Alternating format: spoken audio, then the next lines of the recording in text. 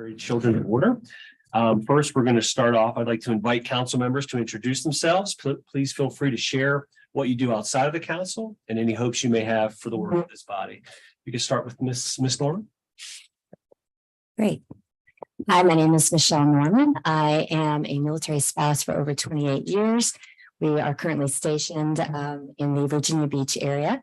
I'm also the founder and executive director of Partners in Promise. It's a nonprofit organization whose mission is to protect the rights of military children in special education in our disability communities. And so it's an honor and privilege to be appointed to this council. And I look forward to elevating the voices of our military families, particularly those who have exceptional military children. Thank you. Thank you. And I apologize. I believe I was supposed to go in order of it's on in front of me. So we'll go to Senator Mamie Locke. Good morning. I'm Mamie Locke. I represent used to be the 2nd Senate District. It is now the 23rd Senate District, representing Hampton and Newport News. Thank you, Senator Locke. Next, Delegate Ann Farrell, Tata. Good morning. I'm Delegate Ann Farrell Tata. I represent the 82nd District down in Virginia Beach, the northeast part of Virginia Beach, and I'm married to a retired Navy captain, the mother-in-law of a current Navy pilot, the daughter of an Army chaplain, and the sister-in-law of a retired Army general. So that's my military background. Thank you for sharing. Next, we have Sean Edwards. Is it Zolar? Yes, Shawnee. Well, I apologize, Shawnee. Shawnee Zoller. Is that on? Morning, I'm Shawnee Edward Zoller. I'm a military spouse for 3 decades of a retired general from the Army Guard. In my daytime job, I'm a regulatory specialist for a chemical company who travel around the world and make sure we can sell what we want, where we want, and how we want. And in my full-time job of a mother of 4 military children who went through the ranks of moving around because he was in the Army full-time and then went to the Guard. And my place on this council is to represent the Guard families who do, tours that they didn't traditionally do before 9/11, and to make sure that they are spoken for and accounted for in the military families here. Thank you. Next, we have Miss Tiana Olson. Hi, my name is Tian Olsen, and I'm a military spouse. My husband is in the Marine Corps. I have 2 children and raised in the military environment. As a military spouse and a mother of military children, I witnessed firsthand how unfriendly education policy had affected my children's education. And when that happened, I have become an advocate for change. And so it's such an honor and to be appointed to this council, and I hope we can make some difference and to pave the way for future military children coming to Virginia, have a better transition into our education system. Thank you for sharing. And last but not least, I'll just speak a little bit about myself. My name is Vic Shandor. I'm the proud superintendent of York County School Division. My father is a Navy veteran. He served actually it was ironic, he served in Norfolk was stationed in Norfolk for several years back in the late 50s, early 60s. So I'm extremely proud to represent not only my dad, but to represent my school division. We have a very high concentration of military students. We have 16 Purple Star schools. We have numerous programs to help families transition and as seamlessly as possible into our school division. So I'm really honored to be a part of this as well. All right, next we're going to move to approval of minutes. You should have a draft minutes from the November 12th. On my notes, it says the November 12th, 2023 meeting. I don't think that's. No, that's not correct, sir. It's 2022, so it should. Yep. Thank you. 2022. Is there a motion to approve the minutes as presented? I move to approve the minutes of November 12th, 2022. Is there a second? Second. Thank you. All in favor? Aye. Any opposed? Any abstaining? None. Thank you. All right, next we're going to move into section 3, school division support highlight.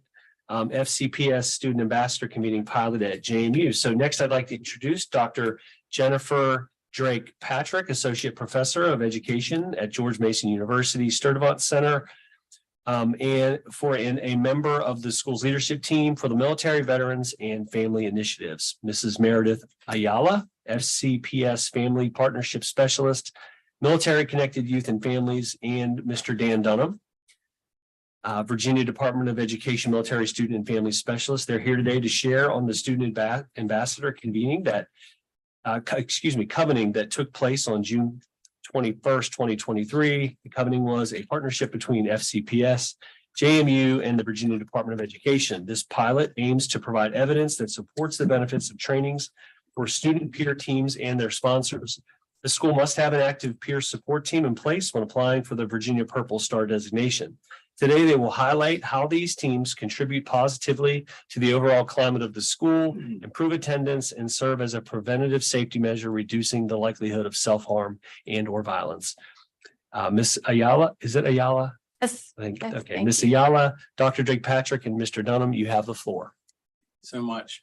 Before we begin, just let me say that while it was quite impressive, each one of you have experiences, I think, that will be very instrumental in the work going forward on supporting military connected children across Virginia. We have the largest number of military connected students in the country, and we have a very high number attending our public schools and or private schools. And that's a testament to the great work that's being done out in our educational environment, that military families are choosing to put their students in schools in Virginia.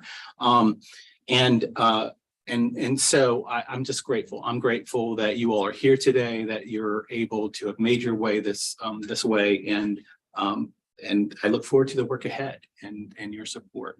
Along those lines, the support has continued. In the last couple of years, we have continued with the Purple Star programming. We're now going into our sixth award year for Purple Star schools. And part of Purple Star schools is very critical part of Purple Star schools is peer transition support. And so on June the 21st of this year, we held a convening for student peer support teams and their sponsors at George Mason University. And that just didn't happen. That didn't happen just because we wanted it to happen, or I wanted it to happen, or a school liaison or a counselor wanted it to happen. It happened because of the efforts of folks you see here today in front of you, and our desire to make a change in the support the students out there in the schools. So the idea to hold it convening actually came from direct observation. I think it was a year or so ago, the members of the Military Student Support Process Action Team, which is my think tank. These are folks that I have around me that help guide the things that I do, help to bring attention to challenges that military families are having out there in the community, and help to kind of focus my attention on change and programming that really will be impactful for military families and military connected students and the people that support them. So this team also reviews the Purple Star applications, and in our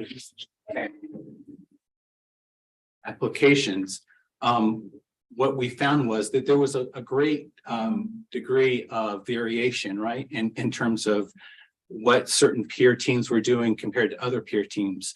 And we wanted to go out there and we wanted to check on these teams and see what we could do to better support them, right? Perhaps we could come up with some sort of, I don't know, programming or leverage that could assist the teams that might have been struggling. So we're going to be talking about the fact that we gathered a lot of information from these kids, and it guided the design and curricula of what we would be including in our training program that we held at George Mason University. Why do we even have peer-led teams?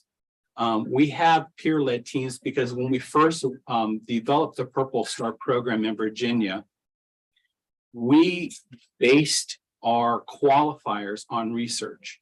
And it was research at the University of Georgia and at the University of Virginia Tech, where they were interviewing military connected kids whose families had experienced or were experiencing deployment, some of them forward deployed.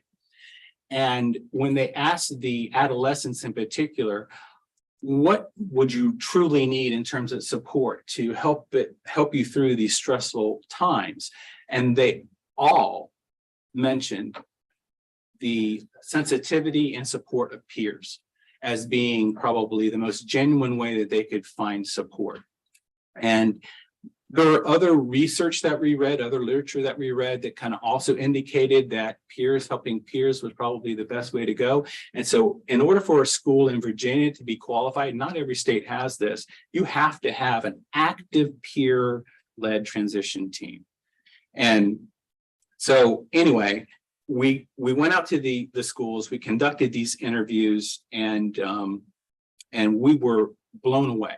We were blown away by some of the comments that were made that highlighted the programming and how it went beyond just supporting the new student in their building.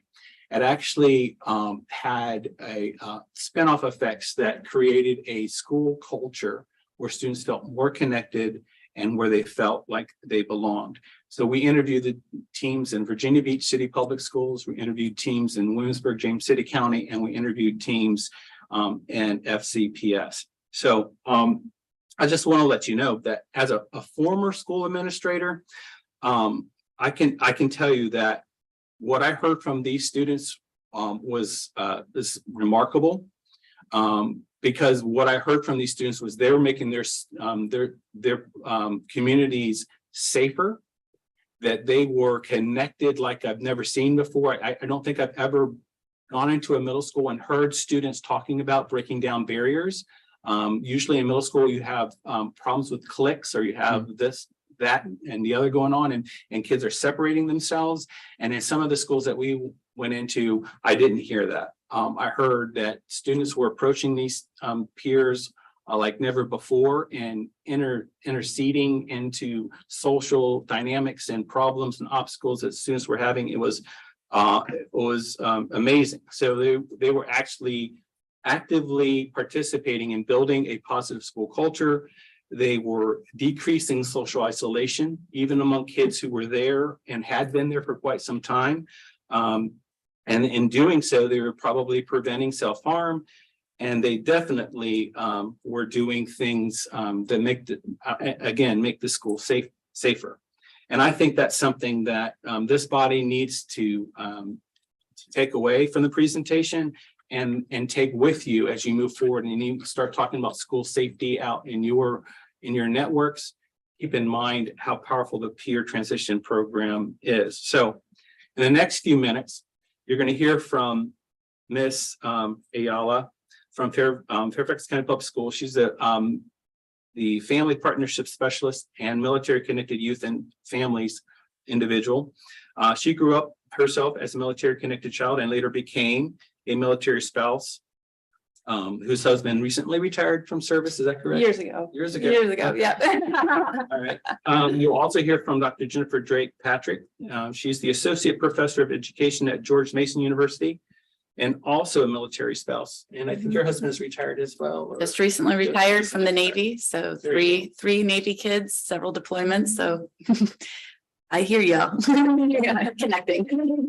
So Dr. Drake Patrick is an associate professor in the College of Education and Human Development at George Mason University, and she has over 20 years of working experience in K-12 university settings. Jennifer, she teaches courses preparing teachers to become literacy specialists and coaches, as well as courses in preparatory secondary education pre-service for teachers.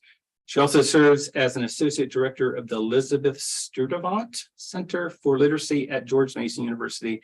And in addition to all of that, her work in literacy, she serves on the George Mason University Veteran and Family Initiative and leads the School of Education's Operation Educate the Educator initiative.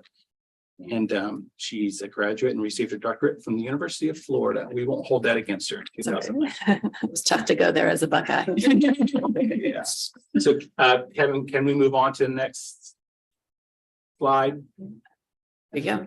Okay, so today, this is what we hope that we're providing you. So why was the convening necessary? So we hope that we can provide you the rationale for holding the convening, kind of going over the first Purple Star qualifier and why we did it and sort of that kind of a thing. And then what drove the content. Basically, we're going to be talking about the purpose of the convening, the history, and how the training structure and the content evolved, and kind of share what local data indicated students might benefit from this type of programming, and the reason why it was important to get kids together, and get into the nitty-gritty of that. And then we'll do the overview of what took place, and this is basically the plan, what we did. And then we'll share with you some outcomes. We're going to hear directly from the kids, hopefully in the videos. And then we'll go over the next steps, what we intend to get away, to move forward and from that, and how we plan to grow the program. So as you listen, I just want you to imagine that this program continuing. Imagine us reaching more school divisions, more students. Imagine multiple universities providing support. Imagine it being sustainable through proper funding and policy. Next, you will hear from Meredith, I think, who will dive deeper into the purpose of the convening. But before we do that, let's hear from some wonderful ambassadors.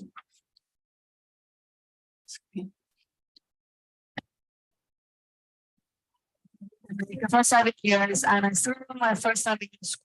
And how refreshing it was that I was the only one from my own country.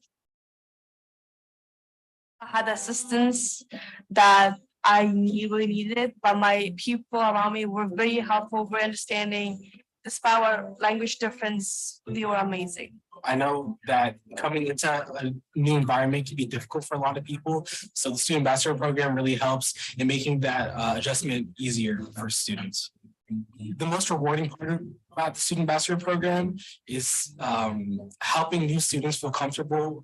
What motivated me was a teacher, a club sponsor that I had last year. She just made me feel included in this club. It's kind of a big club in Annandale, and it's called Just Roll. Me seeing like how other students come to this club and just like connect with like cultural diversity from all like students all over Annandale made me think about new students coming into Annandale and made me want to help them. It matters because we have such a diverse population at Mount Vernon that everyone needs something different and everyone needs support somewhat differently. So a student ambassador, just to talk one-on-one with someone, can help a person a lot.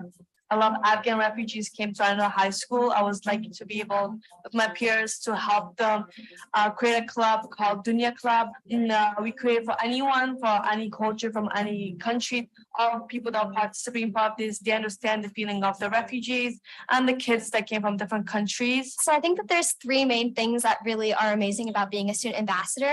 The first one is being an automatic lifeline to students that are new to Langley and our new military families. It also creates an amazing opportunity for students like myself who love to lead and take initiative in their high schools. And it also just promotes student advocacy and student representation. So I'm super happy that I am a part of my high school's chapter of it.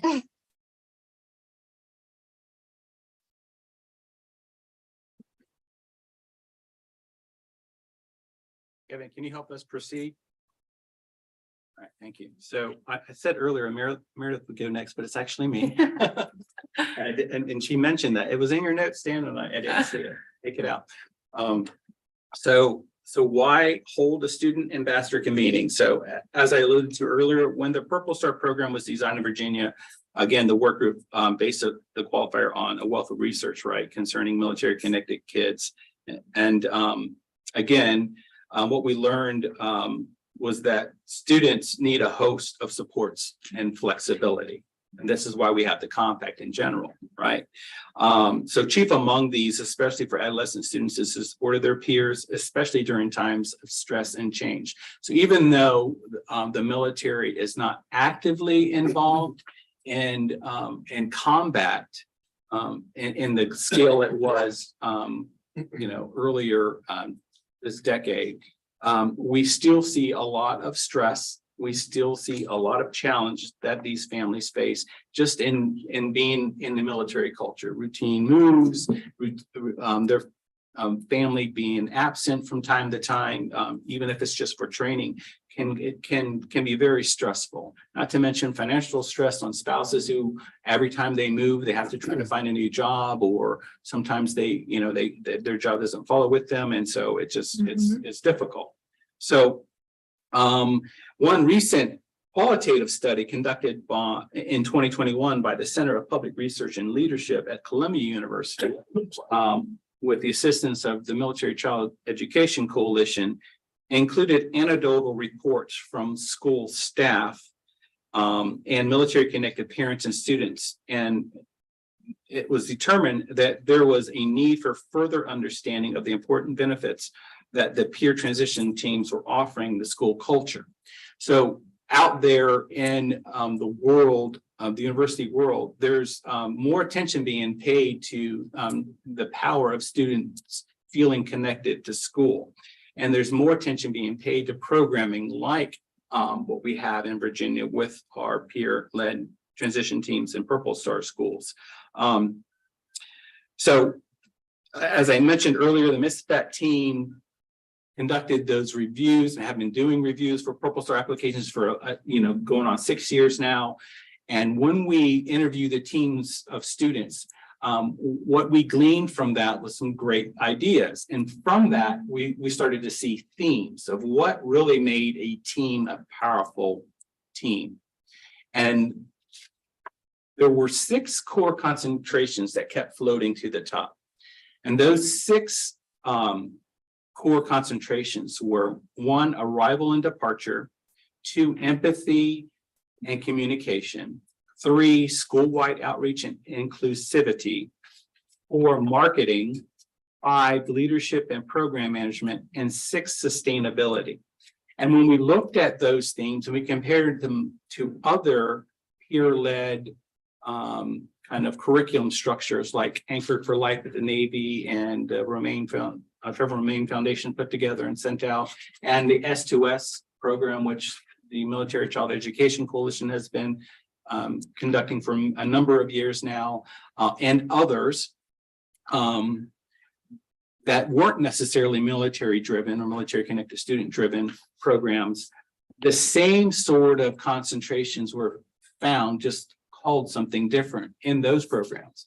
So what we're doing now is we're developing a Canvas site to sort of talk about these things and make sure that the schools out there, the sponsors and the teachers are going to be well equipped to understand each one of these components at the level they're teaching. So there'll be one for elementary and one for secondary programs. And so, but this also served, these 6 served as a basis for the programming that we move forward with. So as soon as we found this, Meredith and Dr. Jennifer Drake Patrick already knew one another. Meredith had already started doing this on a smaller scale, right? In Fairfax County Public Schools, I think you did one iteration in a cluster with cluster one schools. in person and then one virtual. That's right.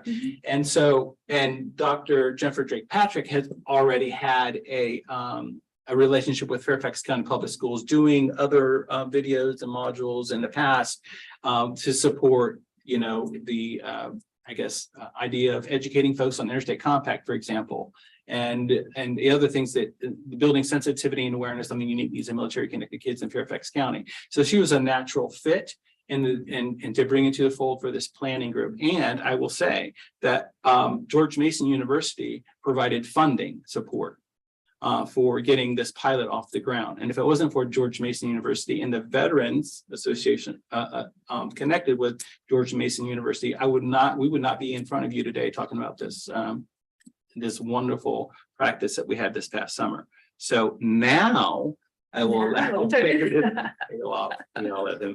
speak. Thank you. So as we wait for, hopefully it'll ask him. There we go. Perfect. Sorry. Good morning. So school connectedness defined by the CDC is when students feel that adults and peers in their school care about them, care about their learning as well as them as individuals. So that involves a sense of being supported, a sense of being cared for, and really that sense of belonging at school. We know that when youth feel connected to their schools, they're less likely to experience, Dan talked about it a little bit, less likely to experience poor mental health, sexual health risks, substance abuse, and violence. Student ambassadors, our peer-led transition teams, really are a high-impact, data-driven strategy supporting school connectedness and belonging, leveraging student voice and leadership to positively impact a safe and supportive school environment for all students. Prior to planning the student ambassador convening, we invited all 22 high schools and 2 alternative high schools to attend. We first analyzed relevant and recent data that we had available to us within our school division. You see on the screen some of the data sources that we looked at: SEL Screener, our Youth Fairfax County Youth Survey, youth surveys and focus groups from our strategic planning last year, as well as the school climate surveys. And as we support schools throughout the division to create peer-led transition teams, we encourage the schools to look at their school data as well, and to consider student ambassadors as really a high-impact preventative practice. Meredith, before you move on, can you explain to the council what the school climate survey is and who develops it and who sends it to school? So school climate survey actually comes from Virginia Department of Education, comes out of VDOE, and it really looks at it asks both your teachers within the building as well as students within the building what questions about the climate. So questions about how comfortable they feel in the school, how connected they feel to the school, how safe, ask questions around bullying and some of those health risk factors and mental health risk factors as well. I think it's Department of Behavioral Health. Oh, thank you. Thank you. Thank you. It's the Department of Behavioral Health. Thanks, Dan. Thank you. And that flip flops every year. So on odd years, our middle schools take the school climate survey, and then on even years, the high schools do. So in Fairfax County, we just last year had a strategic planning process. And as part of that process, every principal was asked to lead a student voice session, a student focus group with students in their building.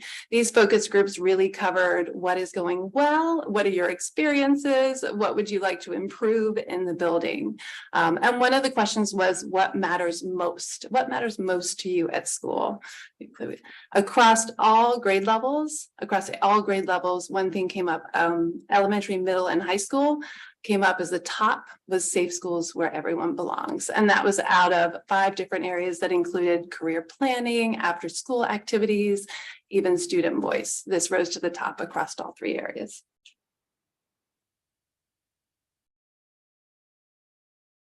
Right.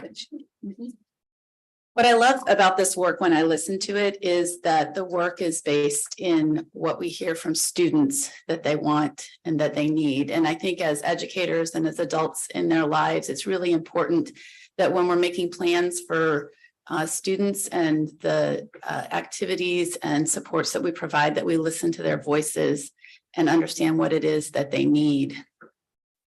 After reading the results of this work, it seemed that the student ambassador clubs might be a great place to start to meet many of these priorities that these students identified through the research that was done.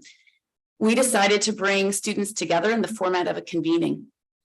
Convenings are used to build a sense of purpose and community, to bring like-focused folks together with a common cause, and then strengthen systems so that we can deliver the support that we need effectively.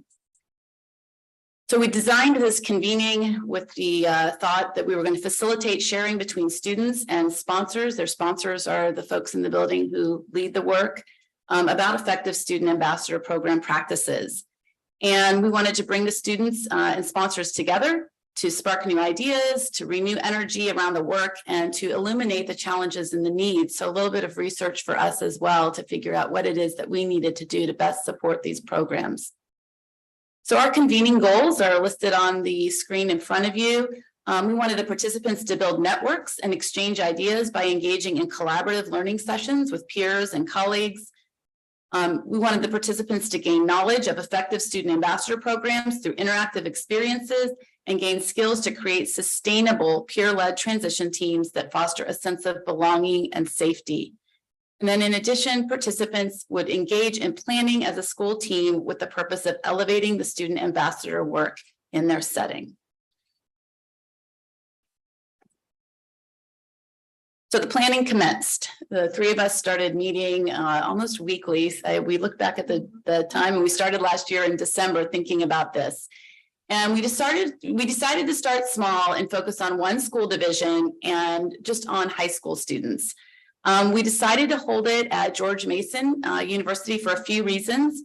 Research has shown that if we introduce prospective students to the experience of college through field trips to a college campus, it can improve students' knowledge about college, their self-efficacy related to attending and succeeding in college, and their academic diligence about the effect of providing written information to the college. They feel more confident in doing that.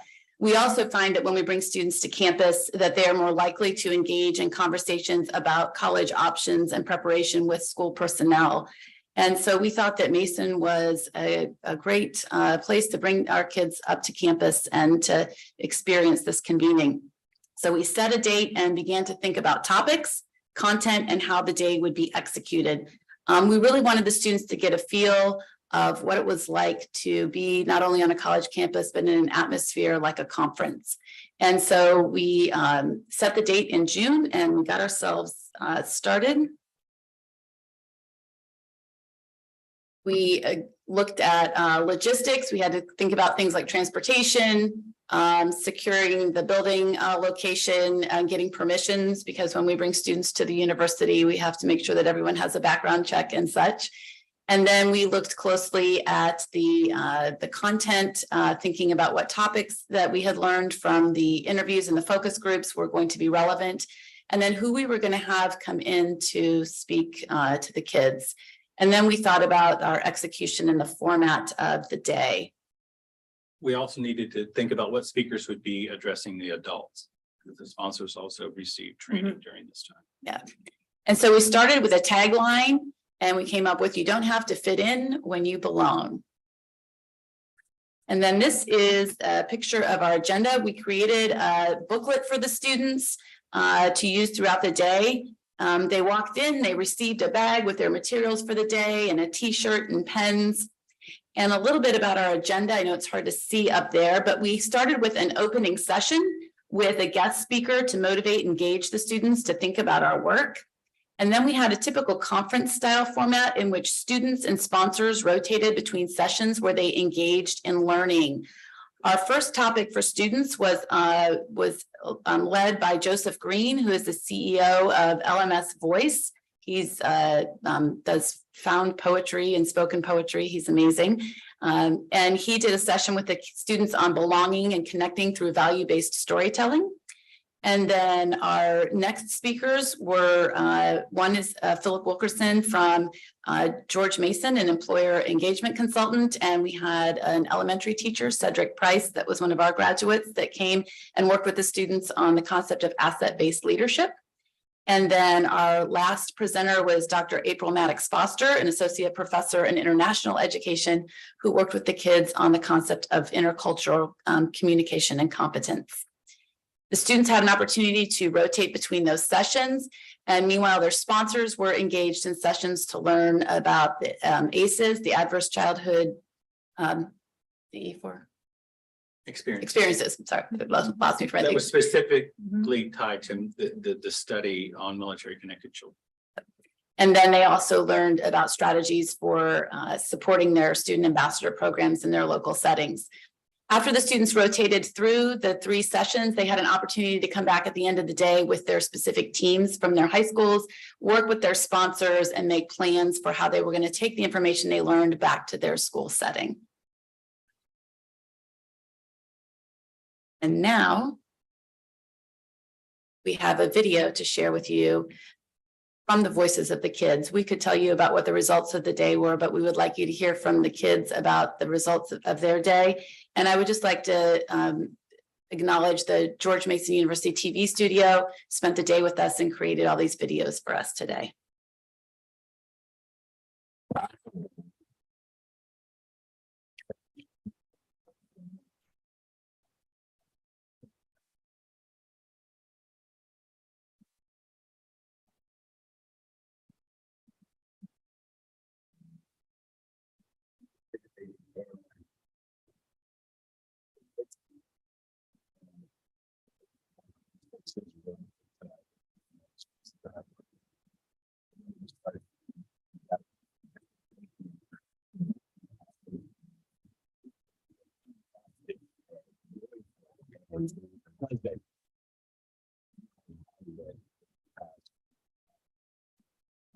We started this closing. It's clear from you some of the takeaways that you were taking back in your programs today. I guess I really understood how important ambassadors was. I think like at our school, we've seen how it impacts the community and how everyone really like gets good takeaways from it. I didn't realize it was such like a cross school connection where many other students and schools have implemented the same type of activities as we have. And I think it's just really cool to get ideas from them because now we're going to do something during lunches. We want to do some like new student like goodie bag type things. And like I didn't realize it was such a community where we could get these great ideas. Being in a room with different school leaders absolutely makes me want to expand our ambassador program to where it's not just within our school, but also have like cross-school ambassador meetings, cross-school ambassador events, so we can connect and openly express ideas because every school has its different structure and it's absolutely remarkable to see how they work compared to how we work. And I believe through these like little differences that we have as a little system, we can not only just eliminate we can only raise our ideas onward towards, you know, a bigger and better program. To not just only being around, but to possibly be in a classroom, you know what I mean? Like just the bigger the better. So we don't have this program at school, but we have peer helpers, which does the same thing. But in one of our sessions, we mentioned having a school kit and all the stuff like information that can be provided. I think there's a small way for new students to just come, even if the peer helpers are not there to help them at each moment to talk to counselors or admin. You have that school kit. It can be a small book or anything. You can have a few pages on bullet points of council information, sports, clubs, or anything like that. Because I'm someone that's very passionate being part of school, and I would love to have all the information in one place, so it's not too confusing, anything like that. It can be our main office or counselors can have many copies of it. So when new students come, you can right away get your hands on it. You don't have to wait for an individual to come and help them or assist them. And that's important. Something that Dr. Max Foster mentioned or like recommended was that when there's a new student that comes, we should ask like what's something they might miss about their old school. And so then not only do you get to know the person there, maybe they were like a part of a club that they thought only their school had, but it turns out their own school has it too. So then we can find a new place where they can belong. And then also she said to ask what they won't miss. And then maybe you can say, oh, well, we definitely don't have that here. So maybe you can like, it'll be better for you and stuff like that. We kind of talked about, so our student ambassador and military ambassador programs aren't combined because we have different missions. And so they work together, but we're trying to expand that to make them more accessible to everyone. And then the other thing we wanted to focus on was basically what was pointed out is that with student ambassador programs, it can't just be like for the first 2 days you have someone help you, but making sure that continues. So we're thinking of having like quarterly check-ins and making more involvement and just making sure also that all of our people that are helping are properly trained in how to deal with new students as well. Something that I'll take away from Mr. Joseph Green is that belonging is a practice. I think we're all gonna take it away. So one thing I took away from Mr. Green was that our program should fit to the new students' needs rather than having them fit to our program. And by doing that, we want to provide more feedback forms and feedback just on different platforms so we can actually develop the things that we need to pertain to their needs. So I think one we do is like social media marketing for selling like for ambassador program. It can like help like new kids to see like it's a more reputable like club or like reputable brand, like how they see with clubs. Our group tends to be really selfless, and every single time if there is a new student that comes to the school, we tend to have 3 or 4 candidates that are always ready for that new student. So we technically have backups and reserves for pretty much every ambassador that's going to serve in our tours, just to make sure that that student gets exactly what they need as in a positive experience and a welcoming environment for our school. And if we see other ambassadors in the hallway, we tend to introduce each other as well, just to make sure that that new student knows that there are more people than just the one ambassador that they know that is there and ready to help them throughout the school year. I run social medias for the club, and I think we went from 26 followers to over 100 within just weeks. And I was kind of thinking about it, and I realized that the people there, for the most part, truly want to be there. They want to build a community, and they think it's worth celebrating, which I think you don't find in a lot of clubs. And I feel like everyone in this room feels the same way, and just from what I've heard, and that like we've all made this amazing community within our school, not because we have to, but because we wanted to. I would say my takeaway always from the ambassadors is our young people sometimes are seen as selfish and self-consumed, and they don't care about other people. And our world, in some ways, we feel torn down by it. And these kids every day give me hope because they put other people before themselves. They are here to serve their school, their community. And it's never, oh, I have to do that. It's, I'll put out a call and I'll get 15 ambassadors that are like, I'm here to help. So it's always service before self, and they give me hope that we are on to better, bigger and better things in our future. So that's just a little sense of the takeaways that our folks had. And that last person that shared is a school librarian and a sponsor, and also a spouse of a retired military member. And so we are continually seeing folks dedicated to this work at the school level, from our faculties and teachers who are giving of their time, and then our students who really care about the work. I'll pass it over to Meredith. Thank you. You can click one more time. So what's next? Based on the data we gathered from our focus groups, so think back to those focus groups when we talked to many of those programs, we learned that student ambassador, peer-led transition teams have a cyclical nature and a calendar. So it is very important to us coming off of the convening when it was clear, the impact was clear. It was very important for us to keep that momentum going. Now, coming out of the convening, we did some evaluations, and 100% of those sponsors and those students felt like the connections they made and the information that they gathered was going to be able to help them create a sense of belonging back at their schools.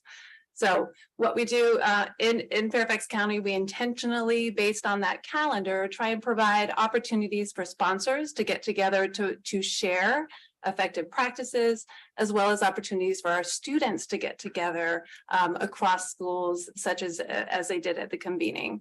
We're in the process right now of planning a professional learning and a discussion for our high school student ambassadors in January based off the social and emotional learning SEL screener data. We're doing that.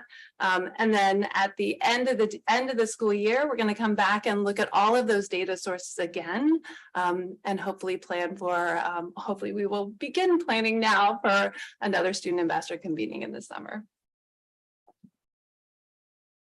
So the CDC again tells us that school connectedness and a sense of belonging at school promotes safe and supportive schools. And we know that the student ambassadors, those peer-led transition teams, are a high impact data-driven strategy that really supports school connectedness and that sense of belonging. So I'll wrap it up. So, I've been in education and working with youth for over 30 years.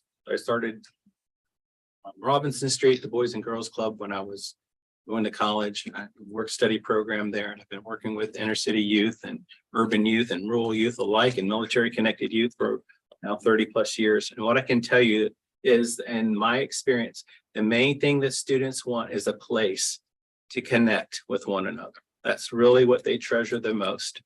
And so all they need is for us to provide them an opportunity to do so and to help facilitate it so it's impactful.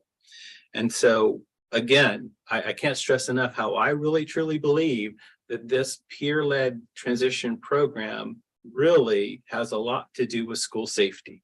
The more connected the students are, the more they know. And the more they know, the more they will be able to tell adults what's going on out in the community and among their peers. And that is vital.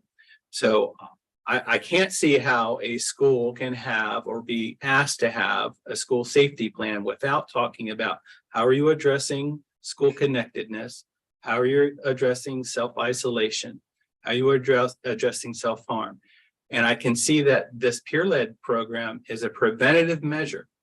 And so if you're not doing this certain preventative measure, what preventative measure are you doing to make sure that your schools are safe? So I'm passionate about it beyond just being there for military connected students. Based on what I've now heard from students and based on the interviews, and based on what's going on out there in the country in terms of research on this and how it connects back to school safety. So now I feel like it's definitely something I need to spend a lot more time on and advocate for.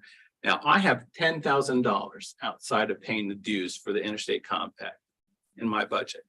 $10,000 cannot get a program like this going. I cannot continue to help this blossom to get more school divisions involved. Like, we would love to invite 3 school divisions at once, teams from maybe up and down the I-95 corridor, and then maybe replicate it and connect with Old Dominion University or William and Mary to do it in the Hampton Roads area.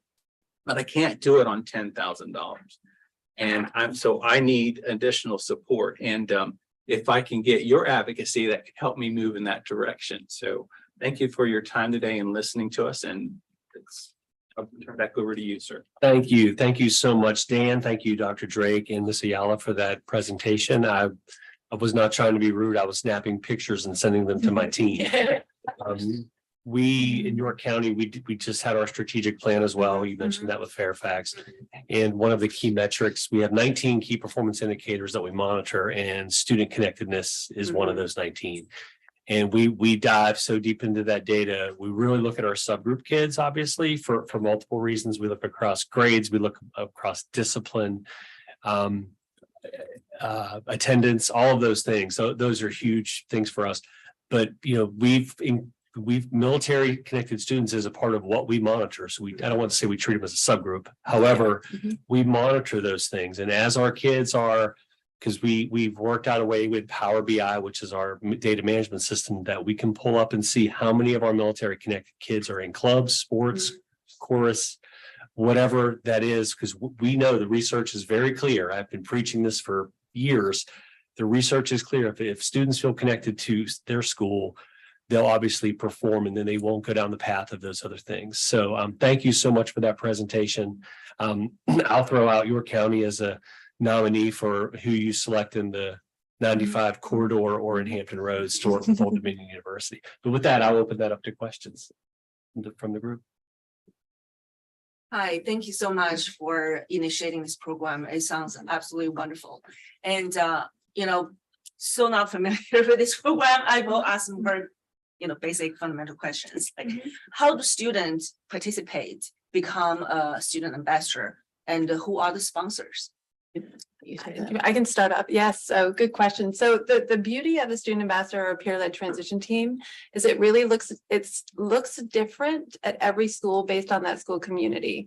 Now, with that said, we discovered from talking with students those 6 concentration areas that every program, every strong, sustainable program has.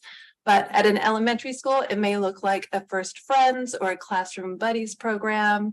At a middle school or a high school, it may look different as well as a student ambassador. Some schools decide to do applications or teacher recommendations to become a member of a student ambassador program, peer-led transition team.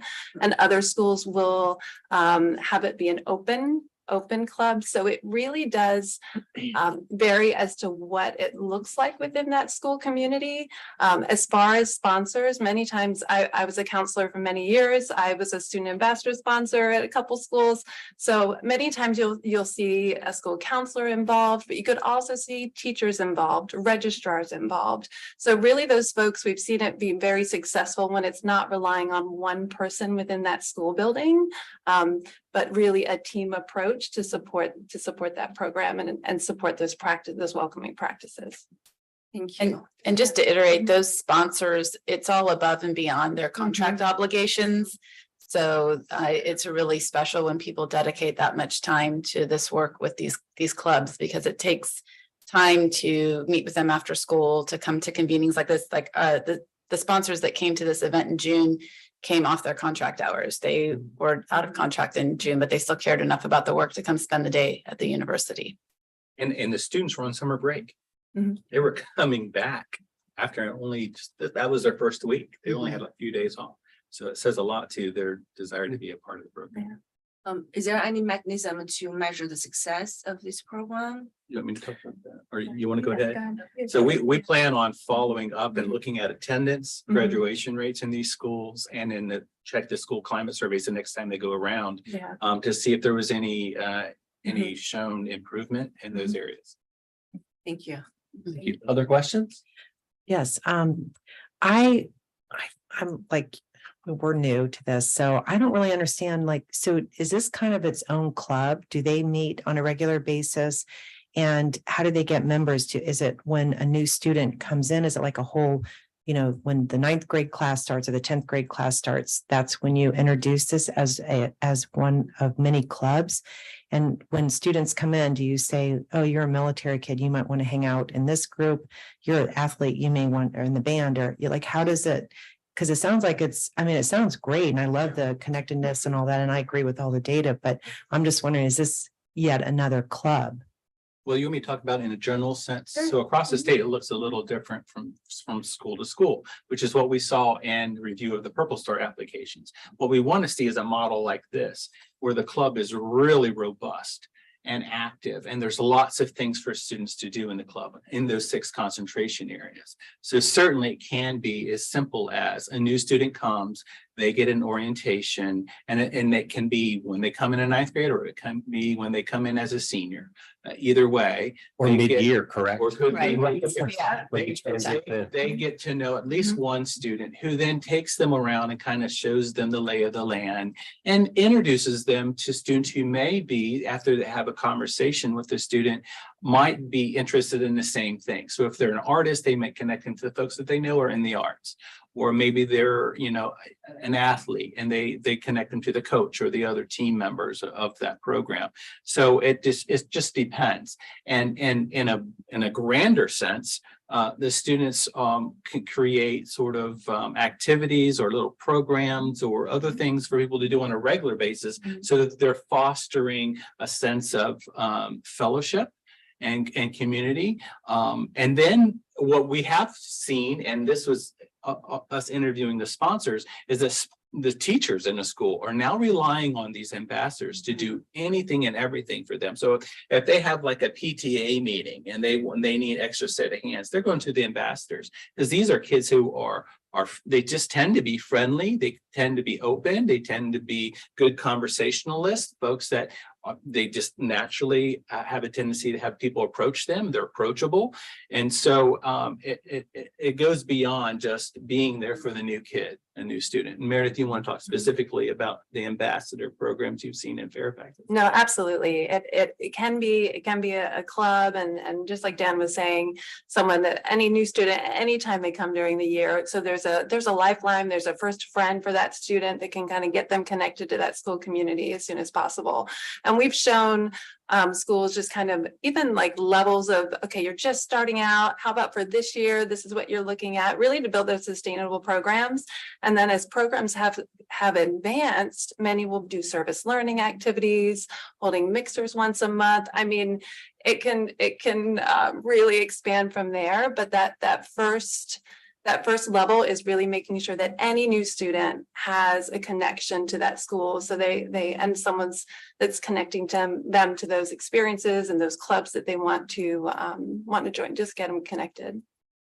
So kind of the nuts and bolts, just to add to that, is our high schools have anywhere from like 10 to 25 clubs. And many of the high schools will actually hold, and the middle schools hold a day at the beginning of the year where kids are allowed to go in and meet and learn about those clubs. Yeah. And so then they can decide if they want to join that club. And then those clubs, the work is a little bit two-pronged. The clubs have monthly meetings to work on their own development and understanding and set their agendas. But then the other part is then meeting those needs of the new students that come in, and they get that information directly from the registrar because it's such a part of the system. The school registrar knows when someone new is coming in, and they let the sponsor know. And then like that last person was saying, she reaches out to the club and says, hey, we know we have a new student coming in on Wednesday at 10 o'clock who can help that student, show them around and sit with them at lunch, and who's going to be paired up with that person. So that's kind of the nuts and bolts. That's what I was kind of trying to understand, because I know most schools have a number of clubs. Yes. But this one is more geared toward that new child. Yes. Or maybe that hasn't found, out of the 10 clubs that are offered, they didn't really find one. So And they get them in when they first come in the door. So I've just moved to Coronado, California. I show up at the school and the student ambassador meets me there and shows me around and tells me about all the clubs and all the things that are there, and then sits with me at lunch and goes out to recess with me. So it's that very first step when you get into the door. I will add, and the beauty of it is, and Dan was talking about this, is we've seen it expand though. So you have that welcoming, but expand more than that. And what the students told us from the focus groups was they were actually looking about how to include others and looking at those students that might isolate themselves. So just being involved in a student-led organization whose focus is really school connectedness and that sense of belonging, it's going beyond just that first those welcoming practices too. But I think that during this conversation, what I failed to mention is when I talked about the differences in schools and the weaknesses, some of the schools have all the desire in the world, but they don't have the space. And what I mean by space is it takes a school administrator, it takes the principal to place an importance on having a space for students to meet and have these clubs. And then it takes resources, because some of these clubs meet after school, but there's no transportation dollars able to fund the students' transportation back home. And so some of these programs are failing or up against an obstacle before they even get started, because there's no dollars attached to supporting the program, and there's no set importance by the school administrator to make space even during the day for them to take place. So they're up against some obstacles there, and we help the sponsors and folks in the school division. That's what my job is to help support them and help them have those conversations with school leaders about the importance of this program. And I think that you were right in talking about the measurements and is there a return on investment? We're spending a lot of energy and we're getting a lot of people involved and we're spending money.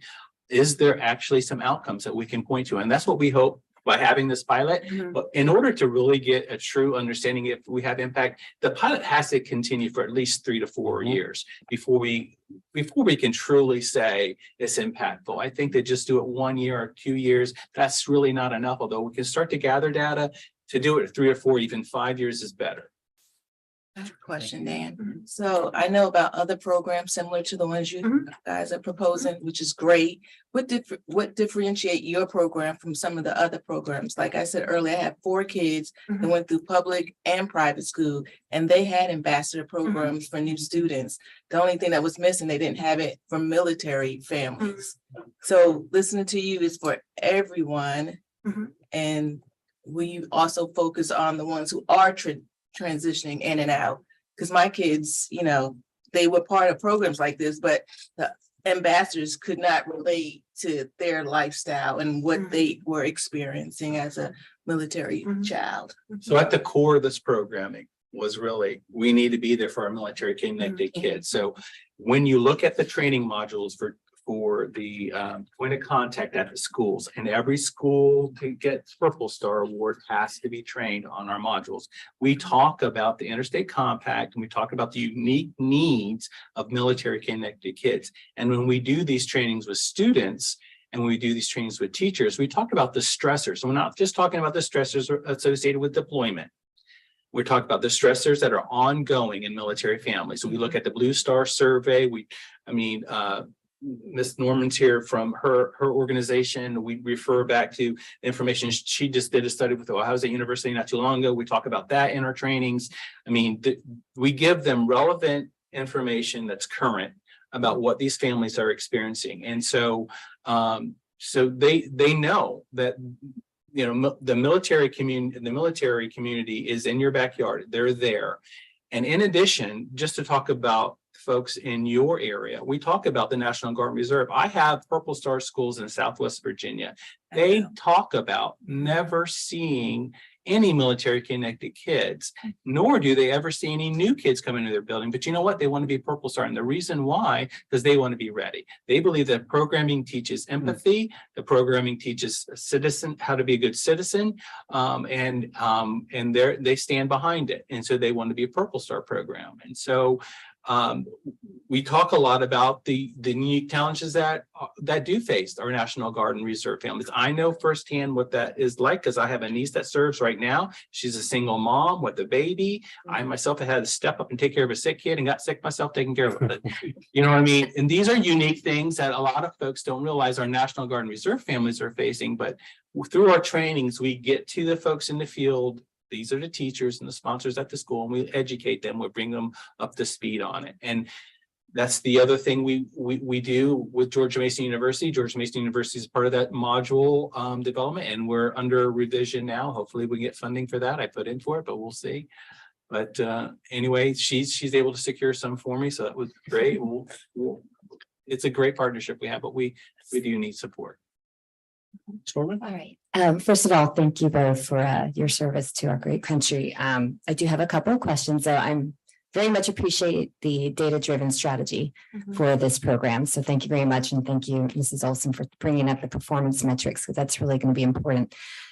So I am interested in the research that maybe you have found regarding the peer support for children with disabilities, and how that research has informed the development of those focus groups and for the student ambassador program. So that's my first question for you. And then second would be, what type of funding are we speaking of that you might think we may need for this program to continue to develop in Virginia? Let's start with the funding. So, each year, folks in each office get an opportunity to put in a request for budgets, right? So I've asked for an increase in my budget of $15,000. I think that's pretty modest considering what I'm trying to undertake, but that's what I've been asking through the proper channels, and we're still discussing that. I think we just heard the state approve the budget not too long ago, 3 or 4 weeks ago, so it takes a while. So around $15,000 just for this particular project. In terms of the matrix for special education students, they're included in some of the same things that she shared with you. Those students get the chance to to voice how they are feeling and what they're doing on a school climate survey, and then they're included in the other the data that we're looking at. We do talk about inclusivity a lot. And I think in those conversations on inclusivity, we talk about the unique challenges that our special education students undergo and their families undergo. We talk about, and this is a testament to the research that you've done that brought to the front of my mind the timeliness, right, of services. And so we know we have remote registration in Virginia. We know it's not always knowledgeable of military families. You don't always are knowledgeable that they can start to have the conversations with the school division of their intended permanent residents at the time they receive orders. So we continue to work on that. And then when we have a lot of schools that apply for Purple Star, and when they apply for Purple Star, what we're finding in their applications, they're extremely weak. They're extremely weak in the area of talking about how they're walking a child with special needs through the process of connecting with their peers. Because it does take very specific kinds of conversation. Let's say you have a student with autism who is very apprehensive about any social interaction whatsoever. And you're going to say to them, you're going to treat that particular student the same way you're going to approach any other student that comes your way. You're not going to really reach that student. You're not going to get that student connected. So those are the kinds of things that we are doing. We bring attention to that. And we do that when we provide feedback through our our Purple Star school reviews. When people apply, we also do that when we include it in our trainings when we go out in the field. One specific strategy for the convening, so we partnered with and included our neurodiversity specialist within Fairfax County Public Schools to make sure, and she came and looked at the spaces, the programming, making sure that there was a safe space for students. And we did have one student use a safe space with her there during the convening and looking over all of our materials as well. So that's very important to us, to have that inclusive space and celebrate everyone's differences. So.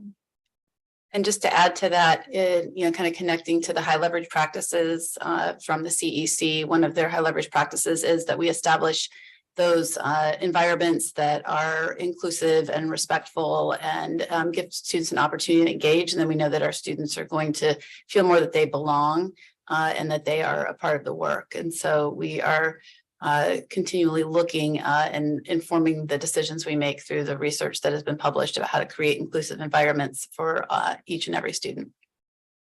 Well, we certainly have work in that area. We certainly do. And when we just this last round of applications, we continue to see the same challenges. So we're going to go back and we're going to look at that particular question and see what we need to do to revise it a little bit to get the kind of information to get the people to start thinking about the things we want them to think about. Additional questions or comments? Hi, first is the comment, and DoD schools, Dodia school has similar program and the called school body program. I have witnessing that in action, and when my son was transferred to DoD school when we were in Okinawa, and it's fantastic. It's amazing. I can tell you from firsthand experience, just watching my son, roaming the halls in the school and got introduced to other students, and that just made that transition so much easier. And my son spoke highly about that experience. So thank you for doing that again. And the next question is I'm a parent of a Fairfax FCPS student, and we have FCPS as a pilot for this program. Are all the middle school and high school in FCPS right now participating, or just a few of them? So we encourage all schools to have a program, these welcoming practices in Fairfax, as far as in Fairfax County Public Schools. What we found is that through the Purple Star designation, because the peer-led transition team is a requirement, that's one thing that's leading our schools to ask more about what do these programs look like? How can we make them sustainable?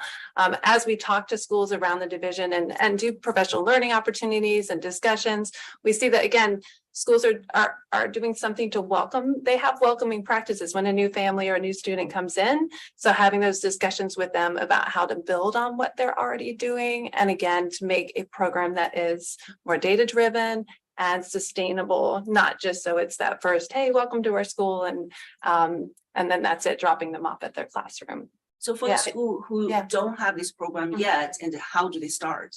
How do they initiate?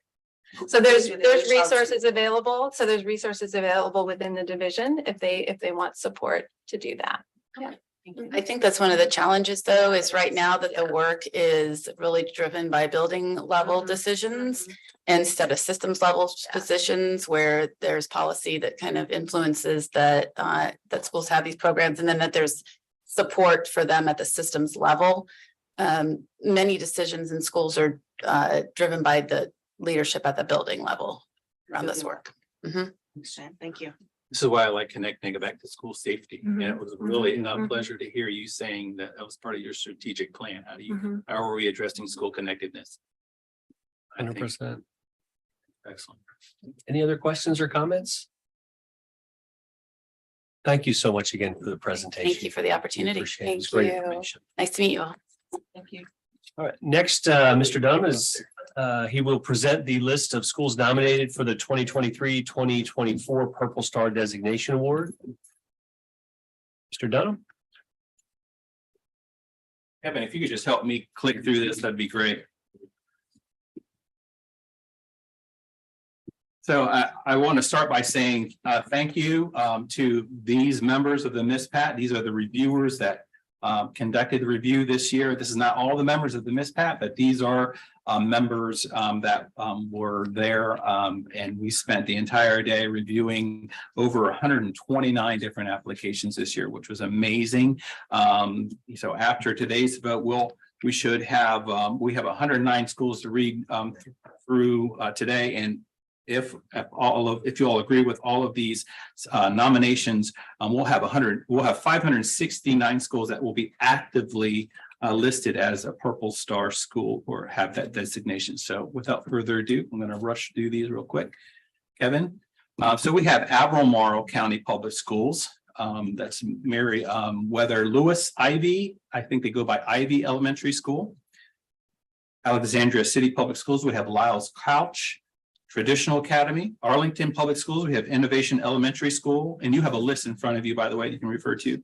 Washington Liberty High School, Alice West Fleet Elementary School, and then Chesapeake Public Schools. I just want to make mention that they're maintaining their Purple Star division if you approve these today. Butts Road Elementary School, GW Carver Intermediate School for their second award. Port Lock Primary School for their second award, and then under Fairfax County Public Schools, you have Bellevue Elementary School, Bonnie Bray Elementary School, Canterbury Woods Elementary School, which is where my wife went to elementary school, Centerville Elementary School, Chesterbrook Elementary School, Herndon Elementary School, Catherine Johnson Middle School, Kings Park Elementary School, Lake Braddock Secondary School, Lemon Road Elementary School, Lynbrook Elementary School, Rolling Valley Elementary School, Rose Hill Elementary School, South County High School, South County Middle School, and then Wake Forest Elementary School, West Springfield Elementary School for their second award, and Westfield High School. Next, we have Fredericksburg City Public Schools. If you approve today's nomination of James Monroe High School, this school division will have achieved Purple Star Division status. For Gloucester County Public Schools, we have Abington Elementary School and Achilles Elementary School. They only have one more school. If they get that one school, underway with Purple Star, they'll also be Purple Star School Division. So I hope next year to see that. Hampton City Public Schools, Benjamin Sims Middle School, Captain John Smith Elementary, Hopper Elementary School, George Phoenix PK School, Langley Elementary School, and Luther Machen Elementary School. For Loudoun County, we have Cardinal Ridge Elementary School, J. Michael Lunsford Middle School, Legacy Elementary School, Riverside High School, Rock Ridge High School, and Poquoson Public Schools maintaining their Purple Star School Division once you all approve these. Poquoson Elementary School, Poquoson High School for their second award, Poquoson Middle School, and Poquoson Primary School. Actually, it should be that all of these will be their second awards. Portsmouth Public Schools, we have Churchland Academy Elementary, Churchland Primary Intermediate, IC Norcom High School, Manor High School. For Prince George County Public Schools, David Harrison Elementary for their second award, JEJ Moore Middle School and Middle Road Elementary for their second award. It was previously named William A. Walton Elementary, and they had school name change. And then for Prince William County Public Schools, which is a very large list, and this is a testament to the hard work of the school liaison officer and the central office staff in Prince William County Public School, led by Dr. Dominique James and the school liaison officer out of Quantico, Kimberly Simpson. So Antietam Elementary School, Bristol Run Elementary School for their second award, C.D. Hyde High School for their second award, Cummington Harper Elementary School, Gainesville Middle School for their second award, Haymarket Elementary School, Kyle R. Wilson Elementary School for their second award, Lake Ridge Elementary School.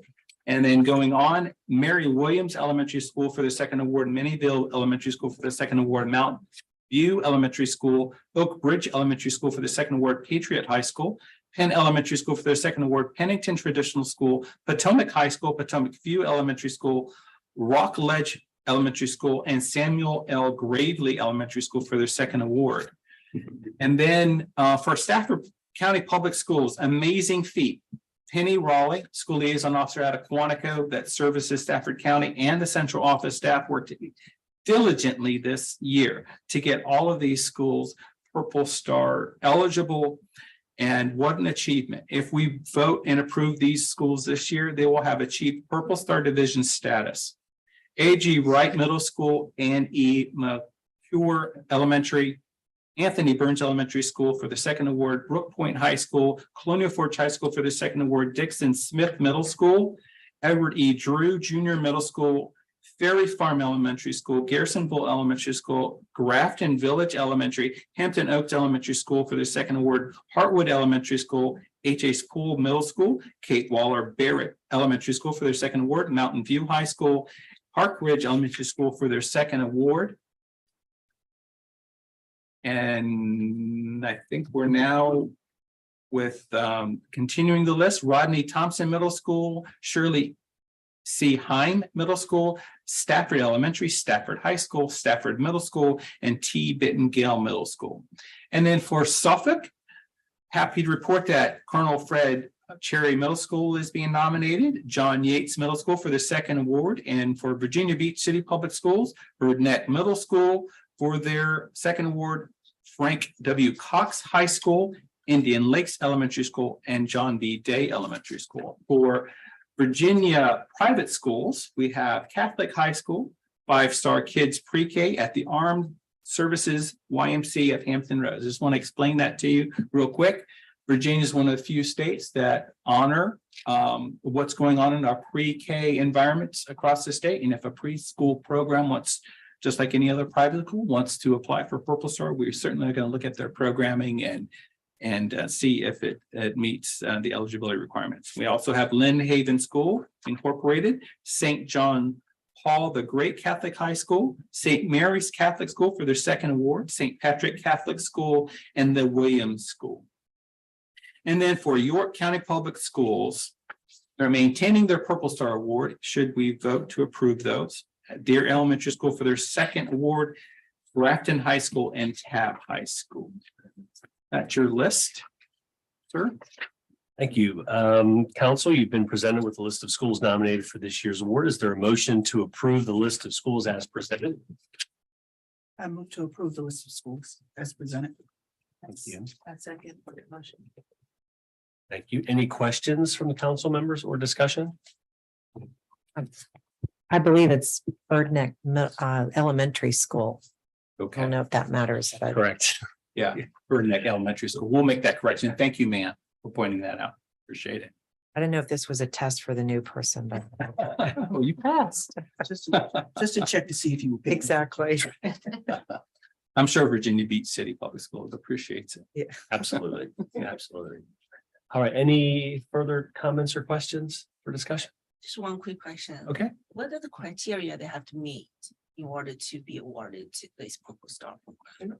Mr. Dunn? So yeah, there are at least 6 different qualifiers. So first of all, they have to have a point of contact at the school, and that point of contact has to complete training. They have to go through our modules that we have, that Virginia Department of Education requires of them.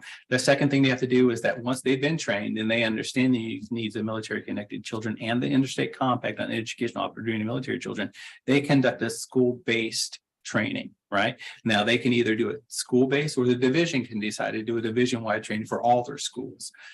So that's another qualifier. The other thing is that they have to have a web page dedicated to supporting military connected children. Fairfax County Public Schools had a really solid web page for military families coming into their school division. That particular model serves as a model. There are components in that web page that we like to see. We articulate that they have to have those in place.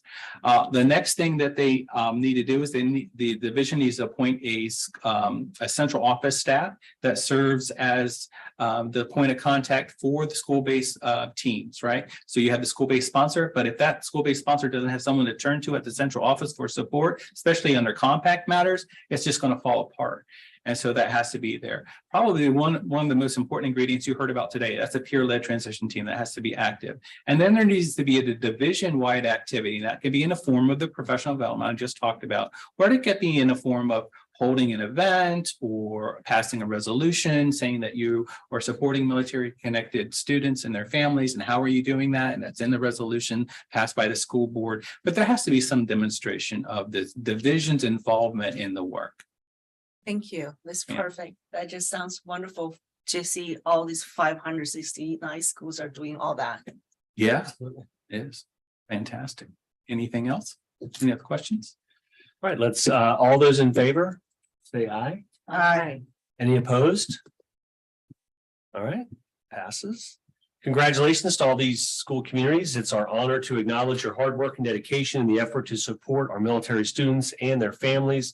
We appreciate all you do to make all those in your learning community feel connected, especially those newest to your school. All right, next we're going to move, Mr. Dunham will introduce Virginia's military liaison officers and provide an update to the council on Virginia's hosting of the 2023 annual business meeting of the Military Children's Compact Commission, or MIC3. Mr. Dunham.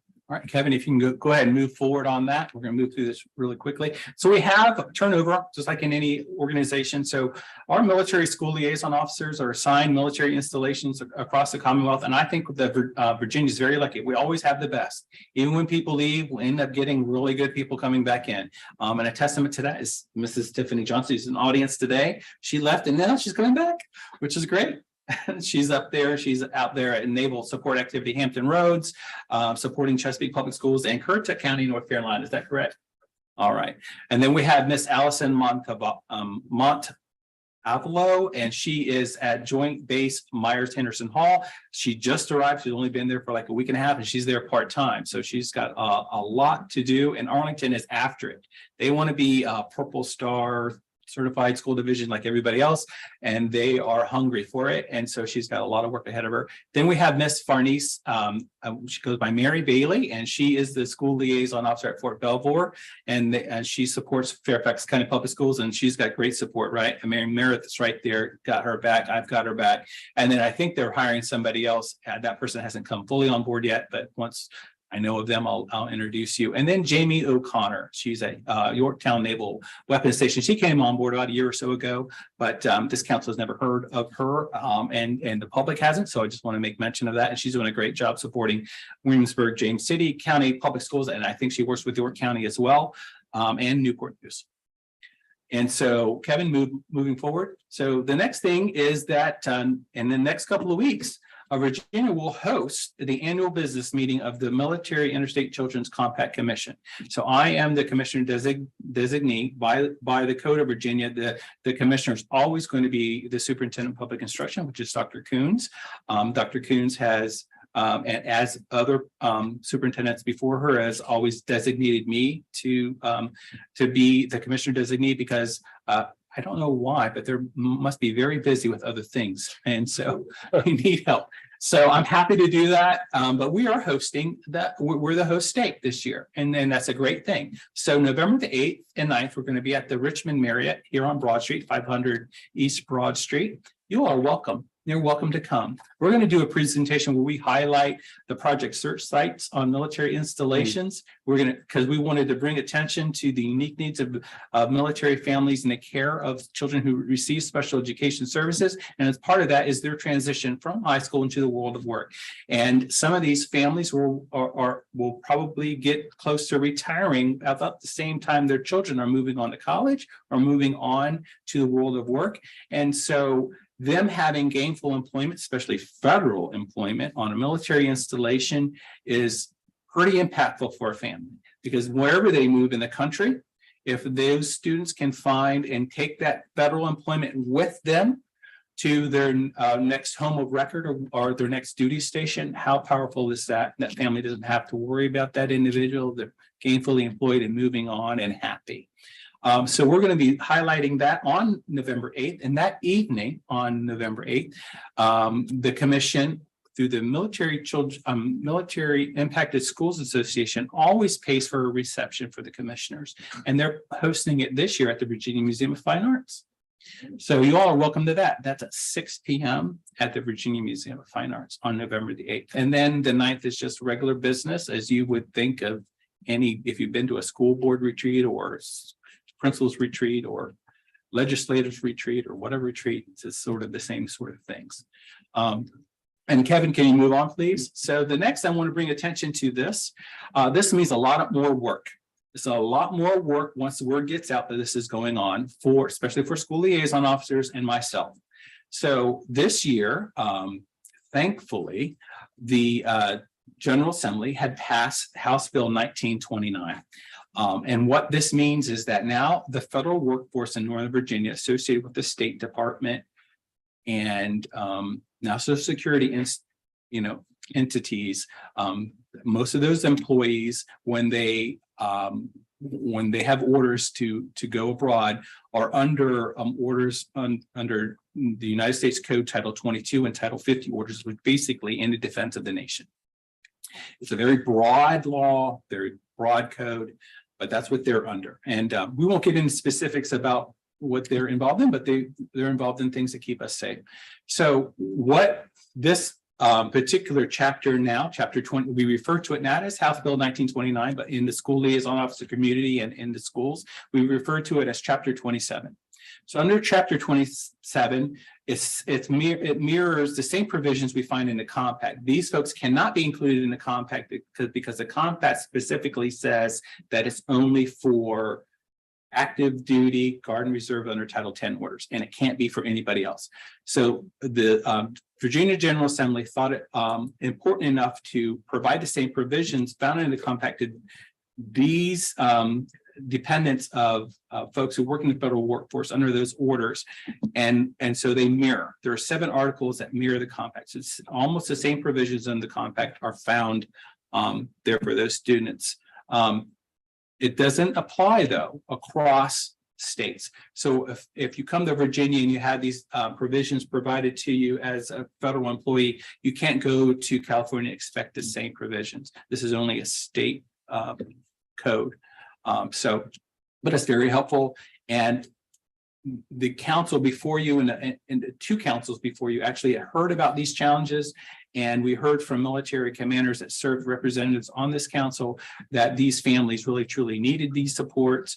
And so, you know, the council yourselves, the folks before you have provided comment and worked on efforts to try to get attention to that need pass them.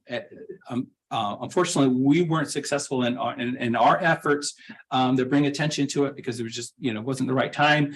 But I'm happy that this particular delegate heard from constituents in her area and then brought it to the floor, and that the General Assembly, once they heard, agreed with the need to supply support to these individuals. It makes me be a proud Virginian to see that, even though it means more work. All right, Kevin, moving forward.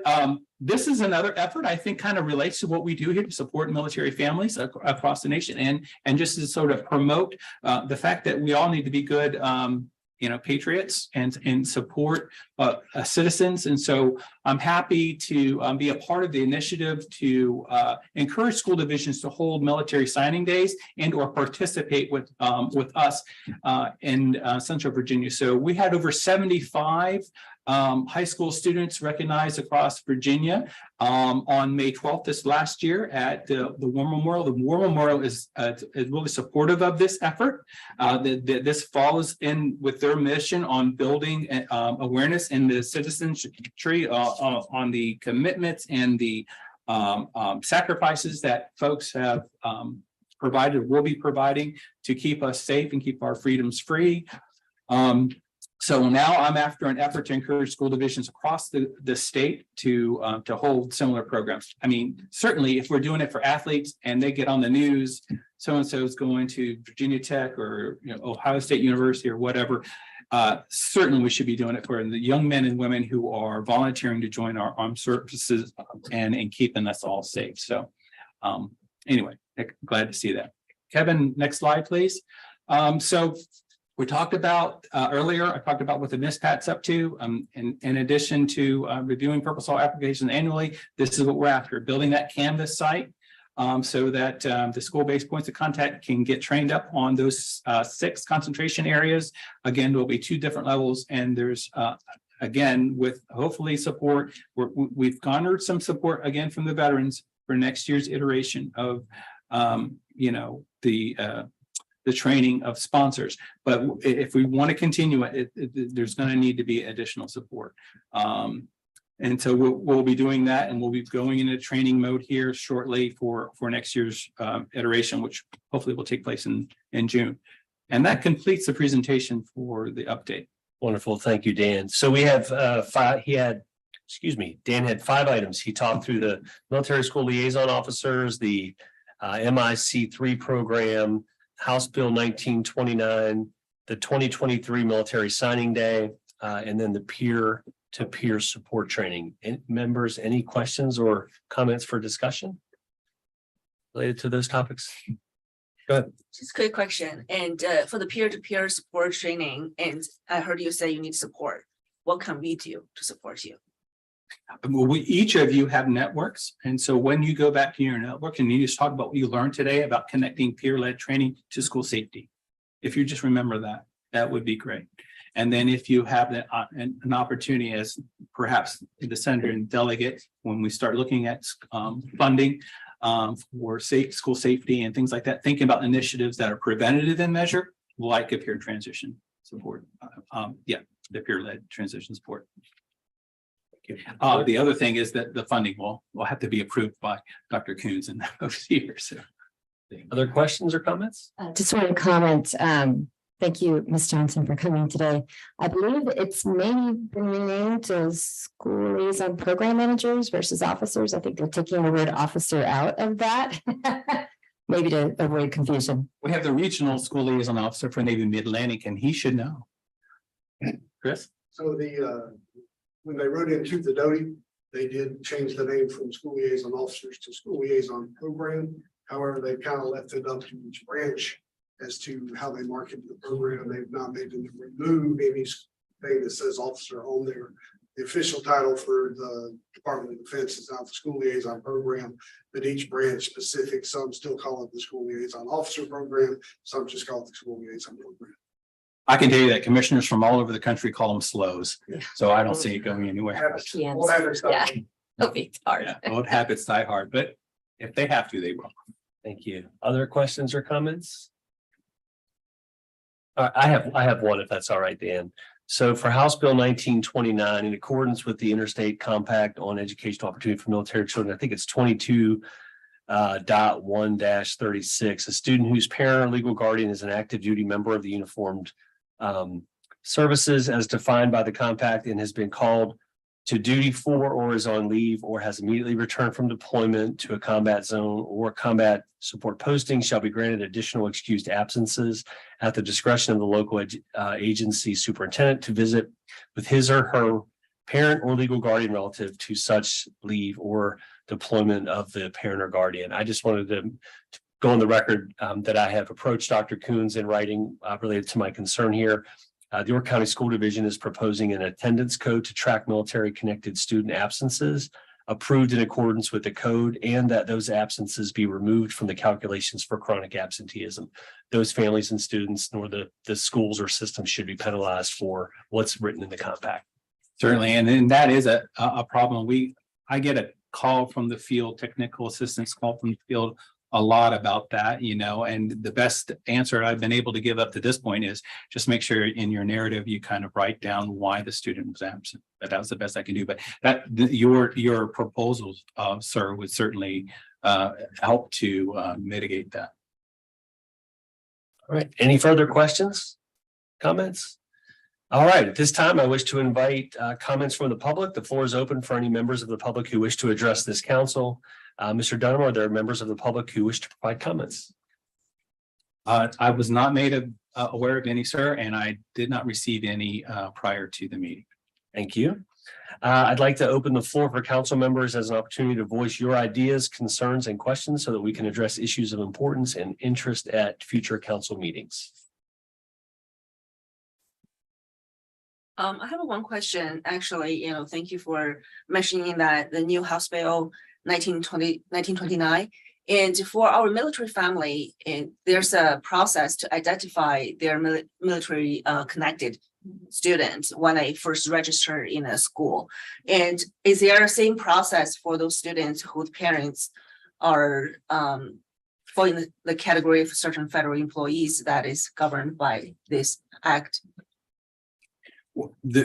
There's not a state mandate that they do so, but I would think that would be in the best interest of the school division to kind of come up with a way to ask that question. Yeah, I believe we have a process. York County, we receive significant dollars for impact aid. So when we, in fact, it's like, I think today is the day that they're due. So the impact aid, federal impact aid cards that go out there for all military, obviously, but also federal employees and other groups that fall under that qualification. So we have a process for that. I'm sure other divisions who are impacted do as well. Yep. Any other comments or questions? All right. Thank you to all speakers and guests who joined us today. At this time, the council will enter a closed session to review military student identifier data related to the compact. Do I have a motion to enter a closed session? I move that we enter into the closed session. Thank you, Senator Locke. Do we have a second? Second motion. Thank you, Ms. Norman. All right. Should I say the board? The board is in closed session. Is that all right? You can say the board or the council. The council is in closed session. Thank you.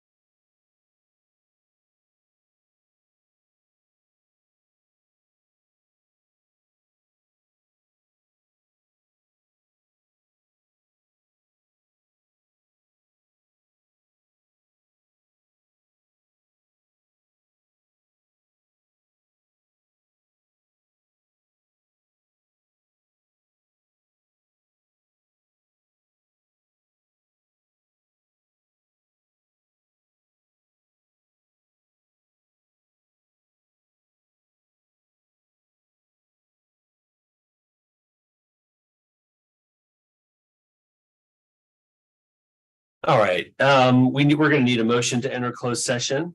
The military student identifier data is not a public record. On behalf of this council, I will be requesting the data to be shared with each council member so that we are knowledgeable about the scope of military connected children in our state and the council can perform its duties in a way that best serves the children in the Commonwealth.